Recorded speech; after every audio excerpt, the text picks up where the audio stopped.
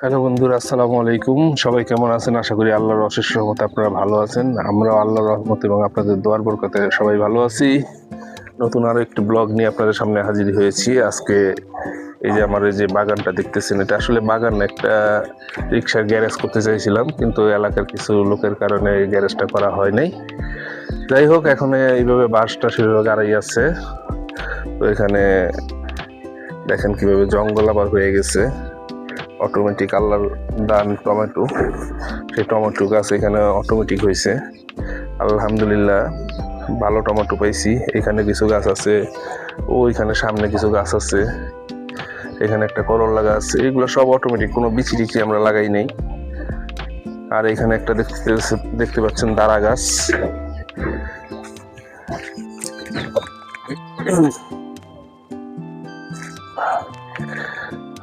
এটা বীজ রাখছি আর কি, বীচির জন্য।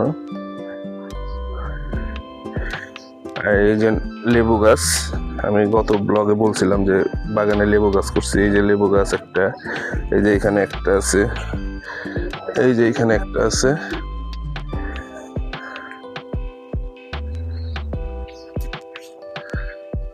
আমার মেয়ে আসছে, আপনার ভাবি আসছে, তারা টমেটো তুলতেছে।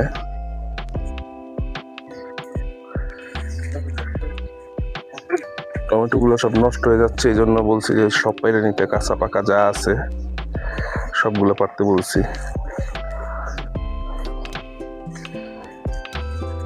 আর এগুলো আজকে একটু পরিষ্কার করবো। একেবারে চায়না লদ দিয়া পুরা বাগান বইরে গেছে। হাতিসুরে গাছ,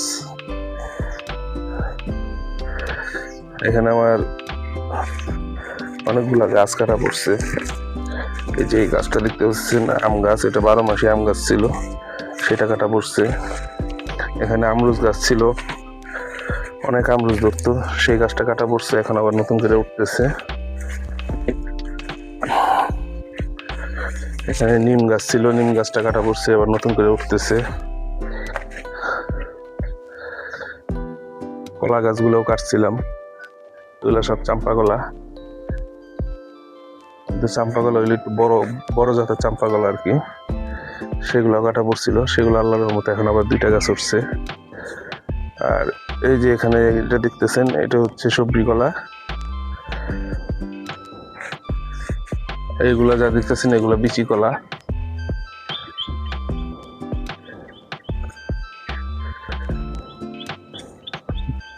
যাই হোক,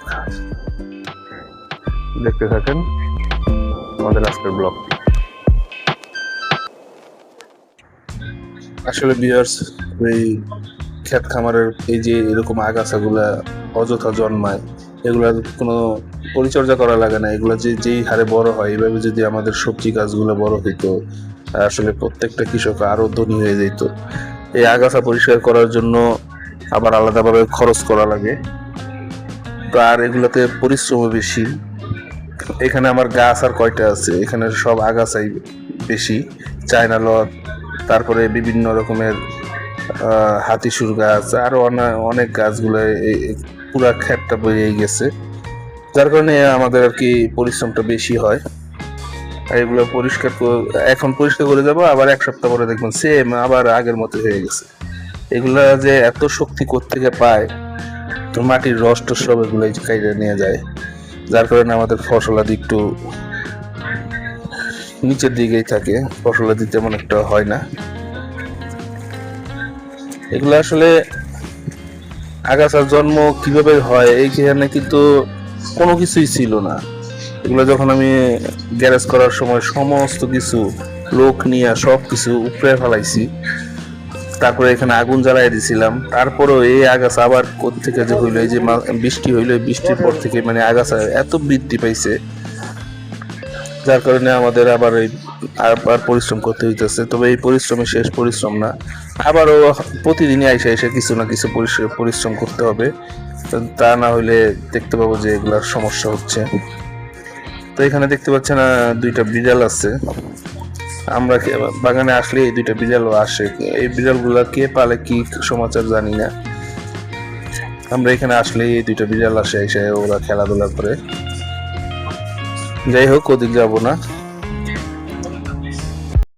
ভিউয়ার্স, আসলেই কৃষিকাজ করা অত্যন্ত কঠিন। যারা আমাদের ভাই বোনেরা কৃষিকাজ করেন দেশ গ্রামে, হয়তো আমরা তাদের মূল্যায়ন করি না, কিন্তু পৃথিবীর বুকে কৃষিকাজই হচ্ছে সবচেয়ে কষ্টের কাজ।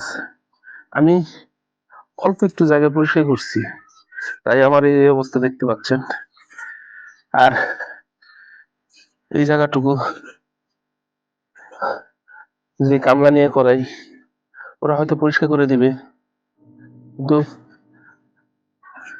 ওই যে তাজু ভাই, উনি যে মাঠের প্রান্তরে যে ভিডিও গুলো বানায়, উনি সত্যটা তুলে ধরে। তো আজকে দেখলাম যে কৃষিকাজ আসলে অনেক কষ্টের, যা আমরা যারা মফস্বলে থাকি আমরা বুঝি না।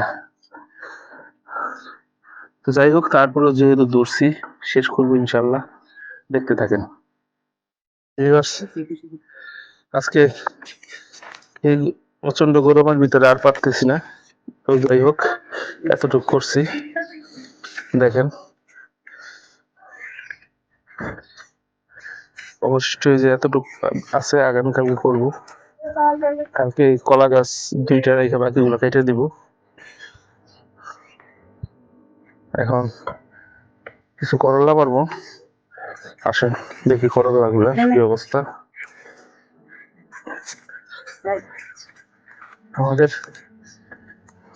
একটা বালতি নিয়ে আসছিলাম, দেখেন এখানে গুড়ি গুড়ি যত টমেটো আছে, টমেটো গুলো সব পচে যাইতেছে। এই যে আপনাদের যদি দেখাই, দেখেন সবগুলা টমেটো পচে যাইতেছে, এই জন্য সব পেরে নিতেছি। এখানে আছে আলু শাক, মিষ্টি আলু শাক, এখান থেকে হয়তো পাতা নিছে প্রভাবী। এখানে টমেটো আর বিভিন্ন রকমের শাকের পাতা নিছে, আমরা যেটাকে বলি টোকাইনা শাক। আর এখন কিছু করলা পারবো, আসেন।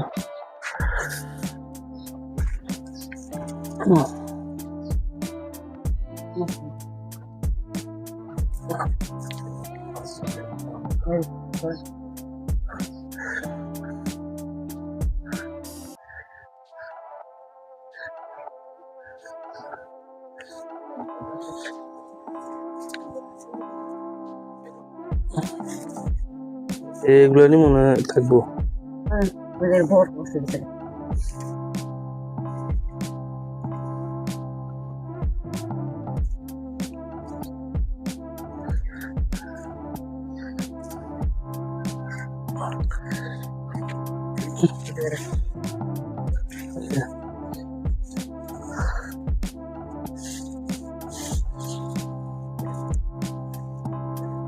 এখন করলা নষ্ট হইতেছে।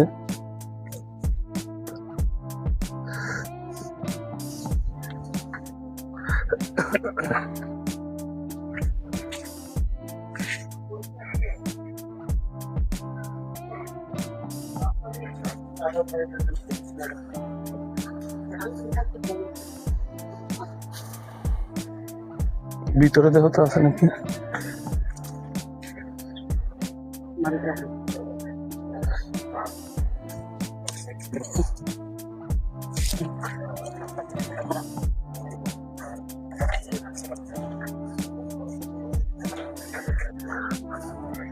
আসলে আমার এই গাছের সবজি একেবারে নির্ভেজাল, কোনো সার কোনো কিছু দিয়ে প্রয়োগ করিনি, একবারে নির্ভেজাল।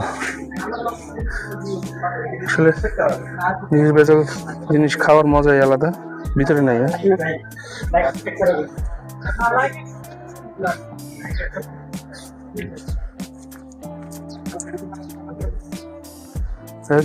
আজকে গরমে অতিষ্ঠ হয়ে যাচ্ছি, প্রচন্ড রোদ, প্রচন্ড গরম।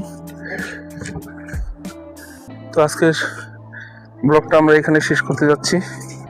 সবাই ভালো থাকবেন, সুস্থ থাকবেন, আমাদের জন্য দোয়া করবেন। যারা যারা চ্যানেলটাকে সাবস্ক্রাইব করেন নাই, চ্যানেলটাকে সাবস্ক্রাইব করবেন। আর যারা ফেসবুক থেকে দেখতেছেন অবশ্যই ফেসবুক থেকে ফলো করবেন, একটা লাইক করে দিবেন, শেয়ার করে দিবেন বন্ধুদের মাঝে। আশা করি আমাদের পাশে থাকবেন। এই প্রত্যাশায় আজকের মতো এখানেই শেষ করতেছি। আল্লাহ হাফেজ। আসসালামু আলাইকুম ওয়া রাহমাতুল্লাহি ওয়া বারাকাতুহু।